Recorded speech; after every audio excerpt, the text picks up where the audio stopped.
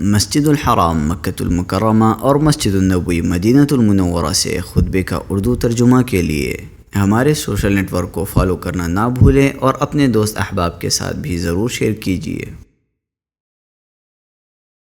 خطبہ جمعہ مسجد النبوی، تاریخ 4 محرم 1448 ہجری بمطابق 19 جون 2026 عیسوی۔ موضوع مساجد کے آداب۔ خطیب فضیلۃ الشیخ خالد المہنا حفظہ اللہ، ترجمہ ثناء اللہ صادق تیمی۔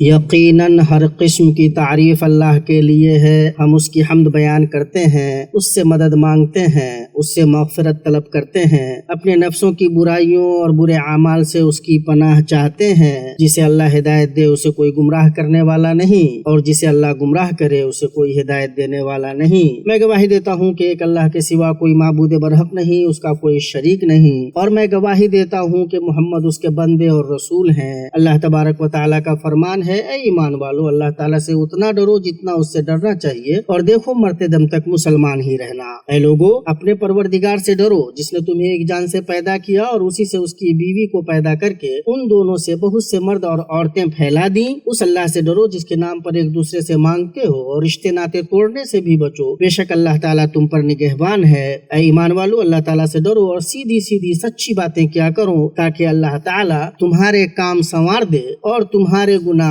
معاف فرما دے، اور جو بھی اللہ اور اس کے رسول کی تابعداری کرے گا اس نے بڑی مراد پالی۔ اما بعد، اے اللہ کے بندو، مسجدیں روئے زمین پر اللہ کا گھر اور اس کے نزدیک محبوب ترین جگہیں ہیں۔ آپ صلی اللہ علیہ وسلم نے فرمایا، اللہ کے نزدیک سب سے محبوب جگہ مسجدیں ہیں اور سب سے ناپسندیدہ جگہ بازار ہیں۔ اللہ تعالیٰ نے مسجدیں تعمیر کرنے اور ان کی حفاظت کا حکم دیا تاکہ وہ اس کے ذکر و تسبیح اور تعظیم کی جگہیں ہوں۔ اللہ تعالیٰ کا فرمان ہے، ان گھروں میں جن کے بلند کرنے اور جن میں اپنے نام کی یاد کا اللہ تعالیٰ نے حکم دیا ہے، وہاں صبح و شام اللہ تعالیٰ کی تسبیح بیان کرتے ہیں۔ ایسے لوگ جنہیں تجارت اور خرید و فروخت اللہ کے ذکر سے اور نماز کے قائم کرنے اور زکوٰۃ ادا کرنے سے غافل نہیں کرتی، اس دن سے ڈرتے ہیں جس دن بہت سے دل اور بہت سی آنکھیں الٹ پلٹ ہو جائیں گی۔ انہیں وہ لوگ آباد کرتے ہیں جو شب و روز میں 5 مرتبہ ان میں آتے جاتے ہیں تاکہ اللہ کے فرائض ادا کریں۔ اللہ نے ان کے اندر آنے والوں کے ایمان کی گواہی دی ہے۔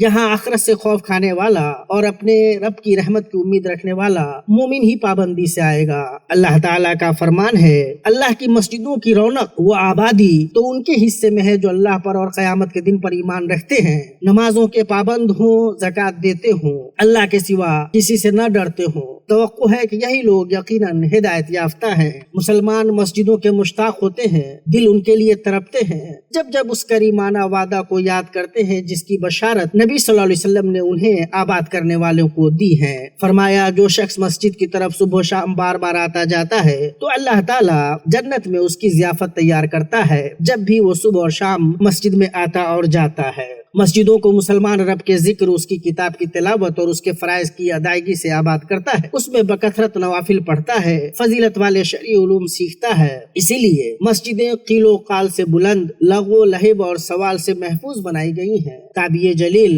امام سعید ابن المسیب رحمہ اللہ نے فرمایا، جو مسجد میں بیٹھتا ہے وہ اپنے رب کی ہم نشینی اختیار کرتا ہے، اس کا حق یہی ہے کہ وہ صرف خیر ہی کہے۔ مسجد میں اس لیے بیٹھنے والا کہ اپنے رب کو یاد کرے، فرشتوں میں گھرا رہتا ہے، اسے رحمت ڈھانپے رہتی ہے، اس پر سکینت نازل ہوتی ہے، اور اللہ اپنے پاس فرشتوں کے بیچ اسے یاد کرتا ہے۔ اور جس کا دل مسجد سے لگا رہے، جب جب اس سے نکلے یہاں تک کہ اس کی طرف لوٹ آئے، ان 7 لوگوں میں سے ہوگا جنہیں اللہ اپنے سائے تلے رکھے گا جب اس کے سائے کے سوا کوئی اور سایہ نہ ہوگا۔ جیسا کہ اللہ کے نبی صلی اللہ علیہ وسلم نے فرمایا ہے، مسجدوں میں آنے والوں کا درجہ بلند ہوتا ہے، اس کے گناہ مٹائے جاتے ہیں، فرشتے اس کے لیے دعا کرتے ہیں اور اس کے لیے مغفرت طلب کرتے ہیں۔ مسجدوں میں نماز کا انتظار کرنے والے کے لیے روزہ دار نمازی کے جیسا اجر ہے، جیسا کہ ان عظیم فضیلتوں پر صادق و مصدوق علیہ الصلاۃ والسلام کا قول دلالت کر رہا ہے۔ آدمی کا باجماعت نماز ادا کرنا اس کے اپنے گھر اور اپنے بازار میں نماز پڑھنے سے 25 گنا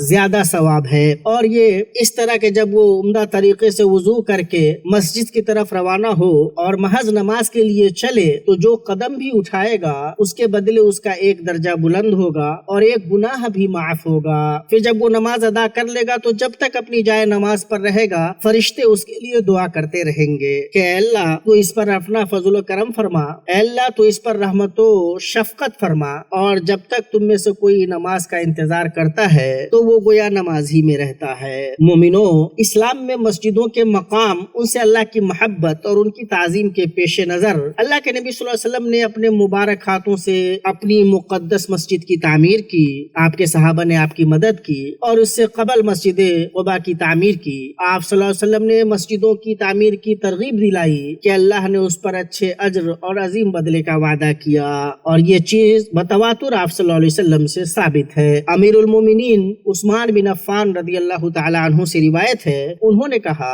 میں نے نبی صلی اللہ علیہ وسلم کو کہتے ہوئے سنا، جس نے اللہ کی خوشنودی کی چاہ میں مسجد بنائی، اللہ اسی کے جیسا اس کے لیے جنت میں گھر بنائے گا۔ اللہ کے بندو، اور اس میں کوئی تعجب کی بھی بات نہیں کہ مسجدیں نیک لوگوں کی آرام گاہیں ہیں اور ایمان والوں کے ملنے کے مقامات ہیں۔ ابو ادریس خولانی رحمہ اللہ کہتے ہیں مسجدیں معزز لوگوں کی مجلسیں ہیں۔ اے اللہ کے بندو، مسجدوں میں اسلام کے مقاصد میں سے ایک عظیم مقصد پورا ہوتا ہے، اور وہ ہے ایمانی اخوت۔ مسجد میں مسلمان اپنے بھائی سے بشاشت کے ساتھ ملتا ہے، اسے سلام کرتا ہے تاکہ باہمی شفقت، رحم دلی اور محبت چھائی رہے، ایک دوسرے کی خبر گیری کرتے ہیں، نیکی اور بھلائی پر ایک دوسرے کی مدد کرتے ہیں، حق و صبر پر ایک دوسرے کو وصیت کرتے ہیں۔ یہ مسجدوں کو آباد کرنے کے عظیم ترین مقاصد اور اہم ترین اسباب میں سے ہیں۔ مسلمانوں، مسجدیں اللہ کا گھر ہیں، یہ صرف اللہ کے ذکر کے لیے بنائی گئی ہیں۔ ان کے اندر ادب واجب ہے، کیونکہ یہ اللہ کے ساتھ ادب برتنا ہے۔ جو ان میں رہے وہ صرف خیر ہی کہے،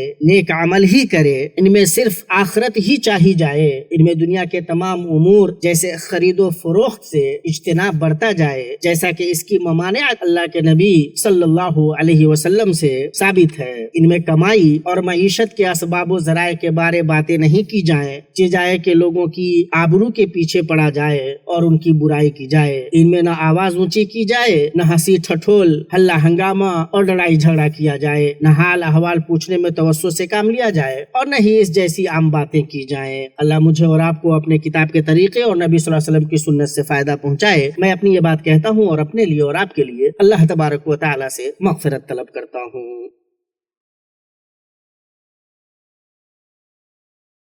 ہر قسم کی تعریفیں اللہ کے لیے ہیں، جن سے اللہ نے اپنی حمد بیان کی اور جن سے اس چنیدہ بندوں نے حمد بیان کی، اور درود و سلام نازل ہو اس کے بندے اور رسول ہمارے نبی محمد پر، جو کہ اس کی مخلوق میں سب سے بہتر اور سب سے پسندیدہ ہیں۔ اما بعد، اے اللہ کے بندو، مسجدوں کے اہم ترین آداب میں سے، بلکہ ہر وہ شخص جو اللہ سے فضل و خوشنودی چاہتا ہو مسجد میں داخل ہو، اس کے لیے یہ ادب ضروری ہے کہ اللہ کے سوا کسی کو نہ پکارے، چاہے اس کا جتنا بڑا مقام ہو، اور سوائے اللہ کے کسی سے خیر و نفع کی امید نہ رکھے۔ اللہ سبحانہ و تعالیٰ کا فرمان ہے، اور یہ کہ مسجدیں صرف اللہ ہی کے لیے خاص ہیں، بس اللہ تعالیٰ کے ساتھ کسی اور کو نہ پکارو۔ مسجدوں میں سوائے اللہ کے کسی سے مدد طلب نہ کی جائے گی، صرف اللہ ہی کی خوشنودی چاہی جائے گی، صرف اللہ ہی سے طلب کیا جائے گا کہ وہ ضرورتیں پوری کر دے۔